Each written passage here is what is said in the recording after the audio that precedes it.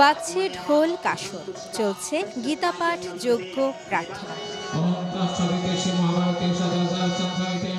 শ্রীকৃষ্ণের জন্মতিথিকে ঘিরে নানান আয়োজনে তাকে স্মরণ করছেন সনাতন ধর্মাবলম্বীরা। এরই ধারাবাহিকতায় রাজধানীর বিভিন্ন স্থান থেকে ভক্তরা আসেন ঢাকেশ্বরী জাতীয় মন্দিরে। তারা বলেন, সমাজের যত অশুভ শক্তি তার বিনাশ হবে শ্রীকৃষ্ণের আশীর্বাদে। ধর্ম বর্ণ নির্বিশেষে সবাই সবার নিজ নিজ ধর্ম পালন করুক, সবাই সুখে শান্তিতে থাকুক, কারো প্রতি যেন প্রতিহিংসা পরায়ণ আমরা না হই। তিনি যেটা আমাদের যে পরামর্শ দিয়ে গেছেন, উপদেশ দিয়ে গেছেন, সেই উপদেশ অনুসরণ করে আমরা আমাদের যে জীবন যাপন করতে পারি। বর্তমান দেশে যে পরিস্থিতি, এই পরিস্থিতি থেকে আসলে আমাদের ভগবানই এটাকে রক্ষা করতে পারে।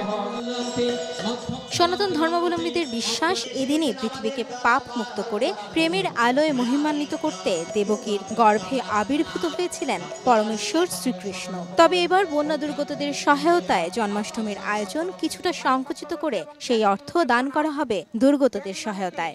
অর্ধেক পাউডারে দ্বিগুণ উজ্জ্বলতা, নতুন রিন অ্যাডভান্সড অর্ধেক পাউডারে দ্বিগুণ উজ্জ্বলতা। সব সংগঠনগুলো আসলে যে যার জায়গা থেকে পারছে সহযোগিতা করছে। আমরাও সেই অংশ হিসেবে এখানে বন্যার্তদের সহযোগিতার জন্য আজকে জন্মাষ্টমীতে এই আয়োজন করেছি।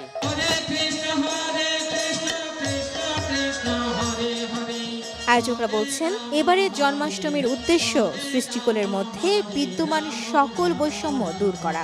আমরা চাই না হিন্দু, মুসলমান, বৌদ্ধ, খ্রিস্টান, ব্রাহ্মণ, ক্ষত্রিয়, বৈশ্য, শূদ্র এগুলি নিয়ে কোনো বিভেদ থাকুক। সবাই মানুষ মানুষকে ভালোবাসুক, সমস্ত মানুষ মানুষের জন্য কাজ করুক। যে কোনো অপ্রীতিকর ঘটনা এড়াতে বাড়তি নিরাপত্তায় নিয়োজিত ছিল আইন শৃঙ্খলা বাহিনী। মানুষে মানুষে যত বিভেদ, বৈষম্য সকল কিছু কেটে যাবে বিশ্বজুড়ে চলমান সকল অস্থিরতা। শ্রীকৃষ্ণের আশীর্বাদে দূর হবে সকল অন্ধকার, এমনটি মনে করছেন সনাতনী ধর্মাবলম্বীরা। রাজধানীর ঢাকেশ্বরী জাতীয় মন্দির থেকে মাইমুনা হেদার চৌধুরী, সময় সংবাদ, ঢাকা।